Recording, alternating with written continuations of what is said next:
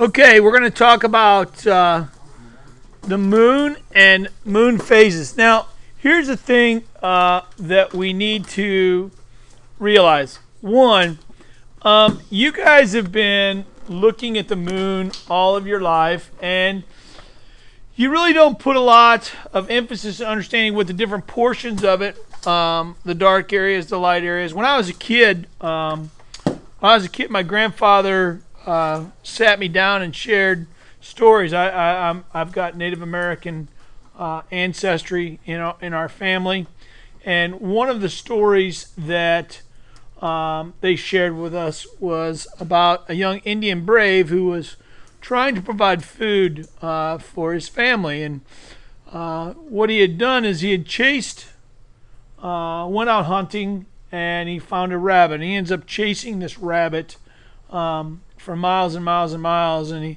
he vowed that he was going to catch this rabbit. And so what ends up happening is he chases the rabbit, and eventually the rabbit, the only way that he was going to escape from him was to jump off of the earth and up onto the moon. And one of the things, if you look on the outside of this right here, this is a picture of the moon. And if you use your imagination a little bit, it looks like there's a rabbit right here jumping on the moon. With the front here, ears here, little cottontail right here. And so if you think about the history of, where people have been, back in the olden times before we had electricity and television and technology and things like that, a couple things happened, really. One, it'd get late at night, right? And so a couple things. Either you went to bed or you found things to do at nighttime that didn't require a lot of light. Now, so here's one of the things that they could have done. Sit outside and look up. And when they did, they made connections with the heavens and things in everyday life. Now, one of the main questions that I get is, where did the moon come from? Why do we have a moon to begin with? And there's a lot of theories out there. This one is pretty much the theory of prevalence, and I think this does a great job. So what I'd like you to do is just kind of pay attention. There's a pretty good little video clip on it, and they're always playing music like you're in some deep space, but I think they do a good job of explaining this.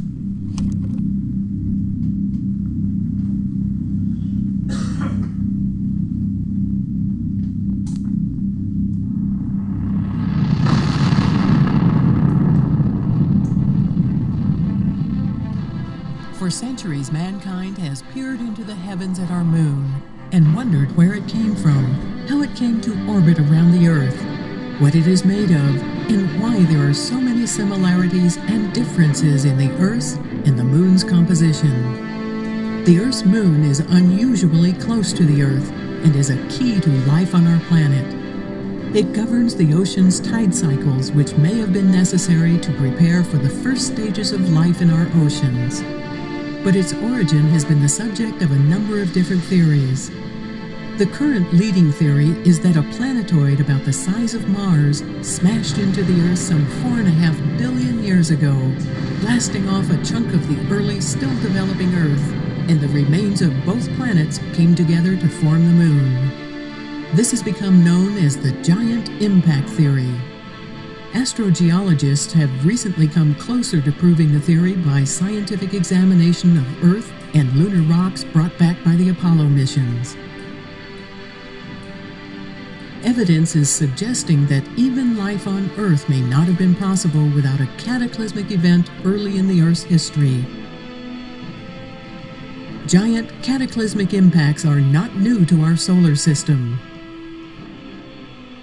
It is generally thought that the planet Uranus, which is tilted on its side, got that way as a result of at least one impact, maybe two, by a planet-sized object in its history. Other planets in our solar system have also shown signs of gigantic impacts. The planet Venus has been the subject of such collisions. Venus, however, doesn't have a moon like ours, so the question arises, why not? If Venus suffered such a similar impact as Earth, why doesn't it have a moon too? There are several scientific explanations for this, which include experiments on how large the rogue planet would have to have been, at what speed it was traveling when it impacted, at what angle did it impact, what effects did gravity have on the remnants of the impact. Perhaps there was a second impact, or maybe a newly forming moon simply spiraled back into the planet. Such occurrences were common during the early formation of our solar system. These questions apply to the Earth too, when trying to determine what kind of impact would have been large enough to produce enough debris to form the moon without destroying the Earth completely, and also destroying the rogue planet Theia at the same time. The Earth was subjected to dozens of such collisions during its formation. The planets in our solar system were created by collisions between small dwarf planets orbiting the newborn sun. These collisions caused smaller planets to melt together and form larger and larger planets. One theory is that the Earth and the Moon were created at the same time as a result of a collision between two of the larger formed planets. The rogue planet, which is thought to have impacted with the Earth, was named Theia, after the mythical Greek titan Theia, who gave birth to the moon goddess Selene. According to the giant impact theory, there were many more planetoids other than Earth orbiting around our Sun during the solar system's development. Theia, which is believed to have been the size of Mars, is thought to have formed at the same time as the Earth and orbited our Sun too. Theia grew larger, however, making its orbit unstable, and eventually it collided with the Earth.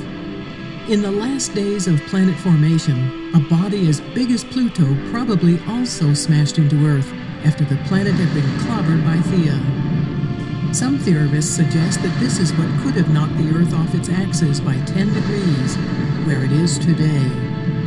Theia is thought to have struck the Earth at an oblique angle of about 45 degrees, when the Earth was nearly fully formed. A significant amount of mantle material from both planets would have been ejected into orbit around the Earth. It is estimated that about 20% of Theia's mass would have ended up as debris orbiting the Earth, and about half of this would have coalesced into the Moon. Scientists are trying to determine if this collision was a big splat, where the rogue planet simply merged with the Earth on impact, ejecting enough debris to form the Moon, or whether it was a hit and run, where a sizable chunk of the Earth and part of the rogue planet formed the Moon, and the rogue planet continued on its way, still out there somewhere. The Moon at that time was thought to have been very close to the Earth. It would have appeared 15 times as large as it does today, and would have had 4,000 times the pull on the Earth than it does now. It began moving away from the Earth and continues to do so today. Launched in 2008, NASA's Stereo Solar Observatory probes flank the Sun on opposite sides. They are entering an area where they will be able to search for any remnants of Theia which may still be orbiting inside our solar system. Did Theia survive its impact with Earth? If Theia collided directly with Earth instead of barely swiping it, and the collision speed was higher than originally assumed, Theia may have been totally destroyed. If, however, Theia was larger than Mars, hit the Earth with a glancing, slower motion blow, and simply tore off material that formed the Moon, it would have survived this hit and run and went on its way. Is Theia then on its way to interstellar space, never to return? Or was Theia sent into a trajectory that would eventually bring it back into our solar system for another encounter with the Earth?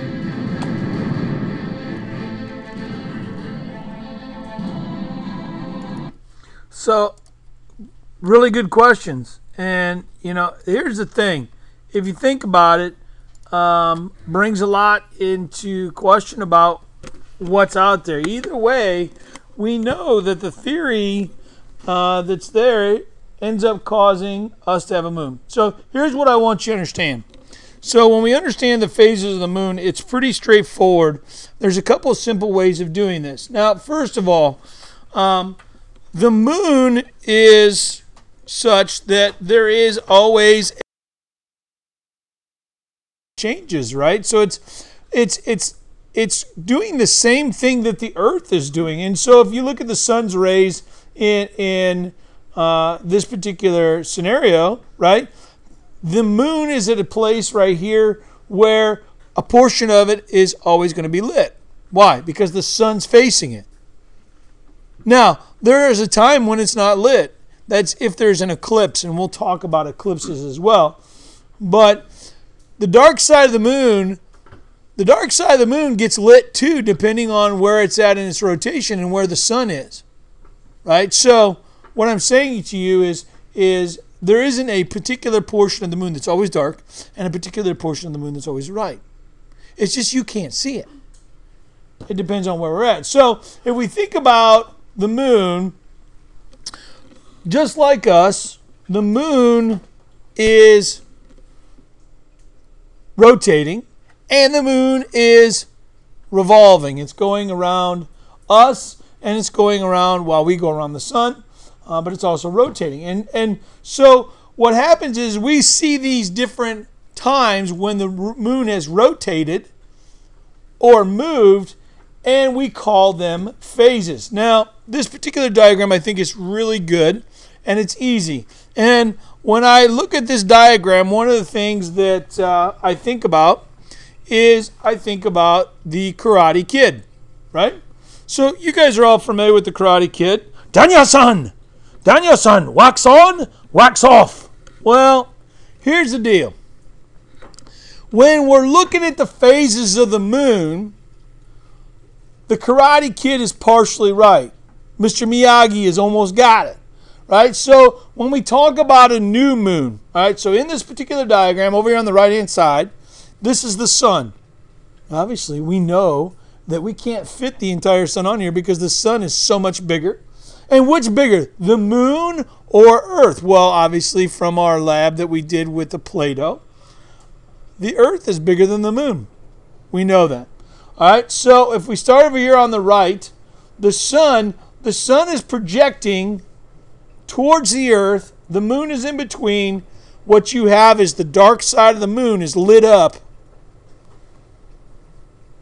away from us. We can't see it, right? So we start out with a new moon. And it seems kind of weird, but new moon means you don't see a moon. The next one, here goes Mr. Miyagi. Wax on. This is how I remember it. It's easy. Wax on. Going forward, waxing. So that means we are getting bigger. So in this particular instance, the first one up on the 1 o'clock position, a waxing crescent. Looks just like a crescent roll. Crescent on your finger, the little white portion of your thumb, right? A crescent. Right? The next one, waxing half or first quarter, right? So we have half of it. First quarter is done. Then when we get to the next stage, it is a waxing gibbous, right? And so it's not a crescent. It's bigger than half. It's the next stage where the black portion is making a crescent, waxing gibbous. Then we go to a full moon. Once we get on the other side of the full moon, it's waning. My feelings for you are waning as we speak. It means they're going away, right? Now, I would never say that, but the reality is when the sunlight is leaving the moon, now we call it waning. So halfway is waxing, getting on. Then we wane when we go the other half, right? So it's just the opposite. Waning gibbous, waning half or third quarter, waning crescent, and then new moon. Now, a lot of you guys have heard this before. How many of you have ever heard of once in a blue moon? They used to do this to me all the time, right? Yeah. So here's what they would do. They go, you know what, son? You're going to get some good grades every once in a blue moon. That's what they say to me. I mean, I'm like, oh, no, dude, I'm going to make it. Don't you worry. Once in a blue moon, you'll get a good grade. Well, what do they mean by that? They mean this. When you have 2 full moons in 1 month, that second moon is called a blue moon, right? So you have to have a full moon at the very first portion of the month, very first day or second day or third day, and then again right before the end of the month, right? It doesn't happen very often because how many days are in a month? Well, on an average, 29 to 30, right? Makes sense. Well, the deal is the cycle of the moon is every 29 and a half days. So if we're going to have a blue moon, we have to have a full moon in the first part and a full moon on the last days, right? So that's why it's very rare. Anybody ever heard of a harvest moon, right? Harvest moon. Harvest moon is a couple things. One, it has an orangey color to it because as the rays from the sun are skimming through the outer atmosphere of Earth, right? And what happens is it's reflecting the blue wavelengths out. Orangey color, but it's bright. And they used to be able to harvest their crops to this bright moon, right? Here's another thing that you've ever heard of this. A blood moon, right? Just had one. We're not supposed to have another one like the one that we had and something like 2033. I don't really know. Don't care the date. I'm just saying a blood moon. What's going on? When the sun's rays are going through the Earth's atmosphere, again, it's reflecting out those wavelengths of blue. It's causing it to look red. And I took some pictures. You have to check Twitter. By the way, that's Paul-A-Ritter, so it doesn't look like Paula Ritter, because then that would be kind of awkward. I'm not Paula. Although. So, anyhow, so when we look at the new moon, again, it's dark. There isn't anything there. Why? Because the sun is on the backside of the moon going towards us. We don't see any light because it's dark. So I put this little sliver here just because, so it didn't have a big black square on here, right? New moon. First quarter moon. First quarter, okay, so first it goes waxing crescent. Then it goes first quarter. First quarter basically means that a portion is lit. It is half of the moon that we can see lit. First quarter moon. This is a waxing half. Third quarter would be a waning half, right? So again, it's on the other side. Now we stopped. We didn't do a full moon here. Here's our full moon. In between those two, ta-da, full moon. Now, this is pretty simple. We're going to get a little bit further in depth. I'm going to stop here for today, and we'll keep moving. So far, you have the basics of the moons, where they're at, the moon's phases, I should say, and we will go from there.